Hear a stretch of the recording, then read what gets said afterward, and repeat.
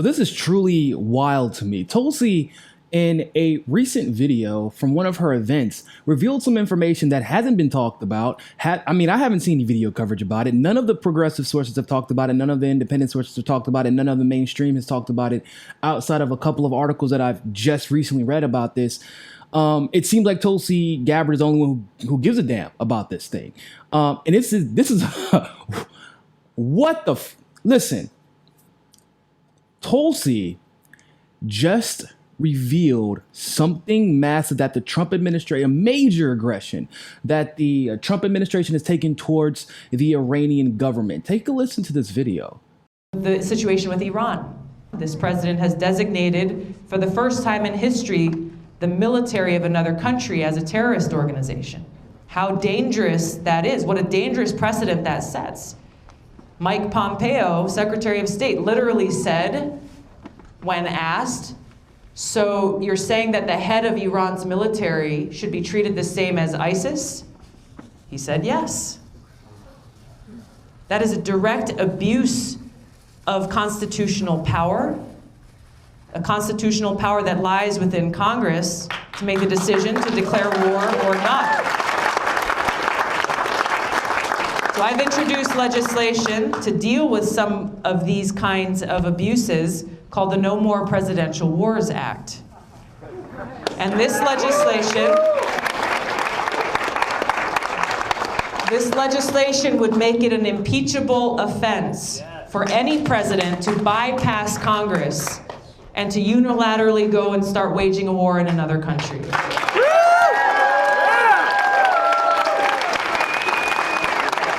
And I'll close with this because I want there to be no doubt. Someone said, okay, that's great. You introduced that legislation as a member of Congress. What are you going to do when you're president? Sign it. Thank you. Yeah, you heard correctly. We have just decided that we are unilaterally one country based off of no evidence whatsoever. They couldn't even give a reason. They really couldn't. They couldn't give a reason. They couldn't give a reason for why all of a sudden Iran and their military is a terrorist organization. And yet we constantly and regularly fund and give weapons to Saudi Arabia, who the entire world acknowledges sponsors terrorism. The entire world except for us. Even Osama is Saudi Arabian. We train him. And we won't even acknowledge that Saudi Arabia sponsors terrorism, despite the fact we picked him because he came from the Saudi Arabian royal family. And we figured he was somebody we could trust. These were the comments from Trump, that these comments took place in April. And no one has talked about this.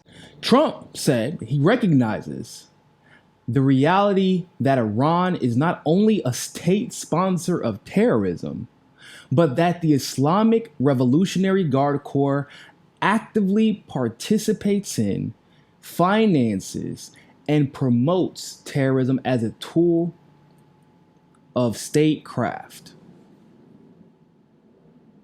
Based on what? Question real quick, everybody. What would happen if everybody decided to go through our files in the Pentagon here in the United States? What do you think they would find? I'm sure they would find a lot, because Tulsi's just a congresswoman and a member of the Foreign Affairs Committee. And she found out we're working with Al-Qaeda and ISIS in Syria. She found out and revealed in a speech, we're working with Al-Qaeda and ISIS in Yemen. Everybody who's ever done any iota of research in our relationship with Pakistan would know that, once again, the entire world acknowledges that Pakistan harbors terrorists, and they do it because we tell them to. The Taliban had especially in the 90s, had such a close relationship with Pakistan that whenever the rubber was about to meet the road, and we always turn our guns on people, And we got to start eventually. We prop them up and then we call them the enemy, which gives us a reason to be in that particular country.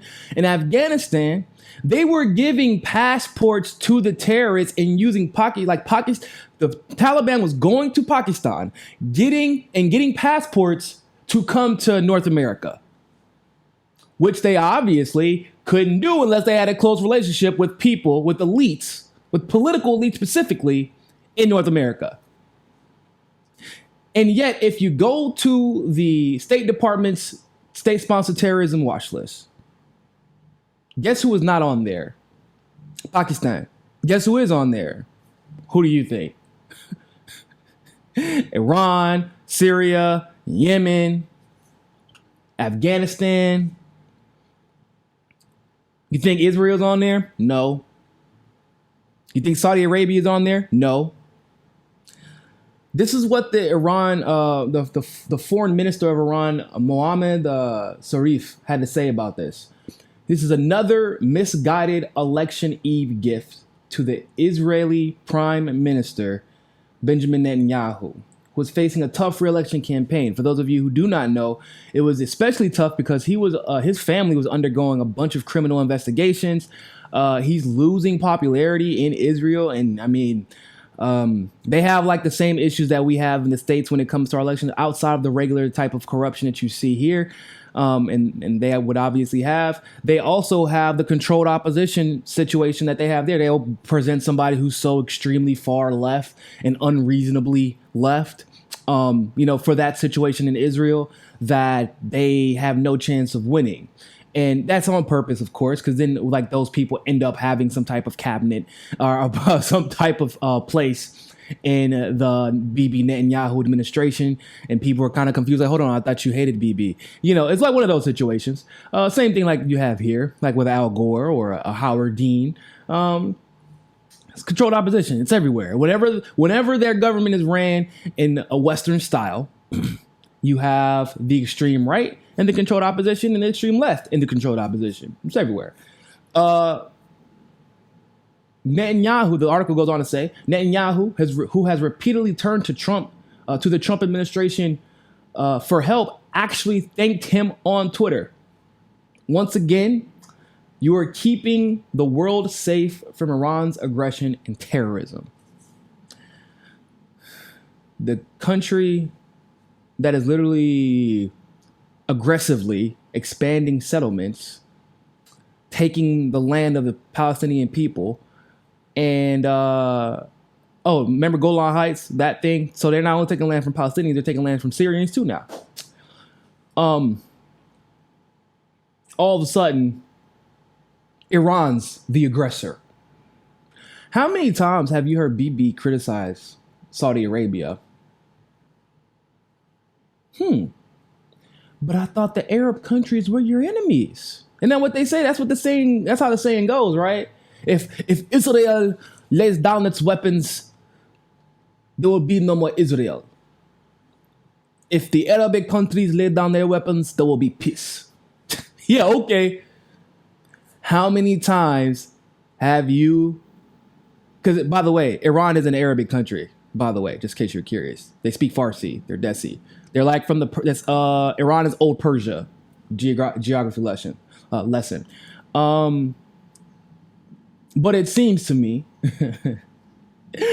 that Israel has nothing to say about Saudi Arabia. If you noticed, I wonder why that is. You could probably guess.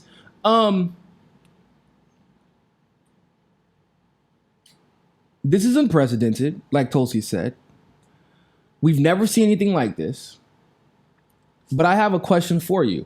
And it's probably the most important question regarding the United States, not necessarily with Iran, but just in general, in what's about to come to pass during the presidential election. This is the most important question of the election, in my humble opinion. Has any other presidential candidate talked about this? If you can find one, please let me know. Send me the clip. Send me the tweet. I would love to see it. But I'm genuinely curious because last time I checked, correct me if I'm wrong, but This is 50% of their job, potentially. And you have zero opinion about Trump setting a precedent unlike any other precedent we've seen in the past regarding terrorism or our interactions with or our judgment of another country's military as a terrorist group. We've never seen this before. They're military. We've never seen that, and y'all don't have an opinion about it. You don't have anything to say whatsoever. You can't give us any glimpse or glance into how you would deal with this situation if you were president. Because make no mistake about it, this isn't Trump's idea. I'm not an idiot. Trump is a moron doing what he is told to do. The problem is 98% of the other candidates running for president, I don't give a damn if they're Democrat or Republican, are the exact same way. Yeah, Trump is moron more than in a plethora of other levels. But I don't give a damn how neoliberal they are or progressive they are. Most of the candidates would fall for the exact same thing. Why? Because they blindly believe the military or the military industrial complex and the intelligence communities. They never use their logic and reasoning skills. They for some reason never become educated enough on the issues at a fundamental level to see the pattern that have emerged that, of course, as we all know, assist in the manufacturing of consent to go to war with countries that have conflicting economic interests with us. Tulsi Gabbard, the one who's only good on foreign policy, supposedly, is the only one who has an opinion about this? Really? That does not bode well for our country. I hope you all understand this. If you don't think that this is a big deal, I'm going to need you to do me a favor.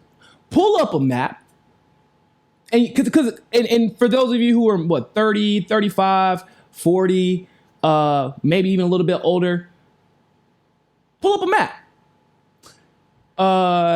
Maybe look up some airports, look up some nice hotels in the region. And also, look how big Iran is. Seriously, pull up a map. I'm not even exaggerating. Pull up a map, because that's where your kids are about to go. Because y'all don't think that foreign policy is a big deal. And that's where your kid's about to go. I want you to ask me a question, because I already know the answer to the question. I also wouldn't be asking it to you. You see how big Iran is? You can add, if you take away Saudi Arabia, you can squeeze together all the other fucking countries in the area, and they wouldn't be able to, and they would all be able to fit in Iran. Do you understand this? And none of them are as organized militarily and ready to go to war because they've been expecting it for 20, 30, 40, 50 years at this point. I don't give a damn if we send our entire military and use the militia and the terrorist organization that we're paying there to go to. We will get our asses kicked. Your child will get their ass kicked after they are sent to a war to kill other poor people in a war we cannot win. But hey, Boeing and Lockheed Martin, those stocks are going to shoot up. I'll tell you that. So they're going to win. The military industrial complex is going to win. Bibi Netanyahu is going to win. Saudi Arabia is going to win. But you won't. Your kids will be going. If you're 18 to 25, you will be going. I'm telling you now, if you pick a president who does not understand foreign policy, there will be another draft reinstated, because you can't beat Iran with 200, 300,000 like we have right now in the military. You can't beat Iran with only 300. I'm telling you, you have to have millions plus to beat Iran.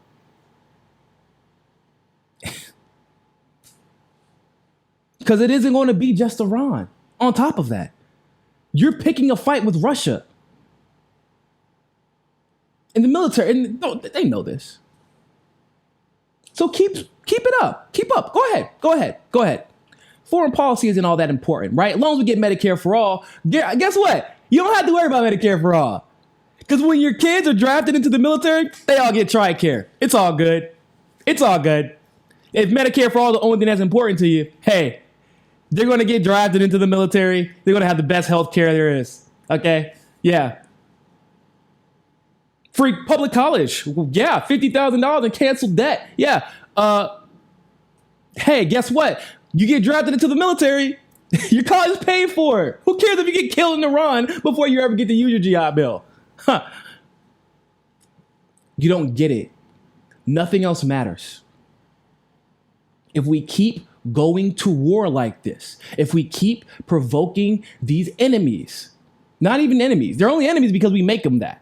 I don't see Iran as an enemy. I want love and peace. And most of their people do as well. If we keep provoking them, nothing else matters.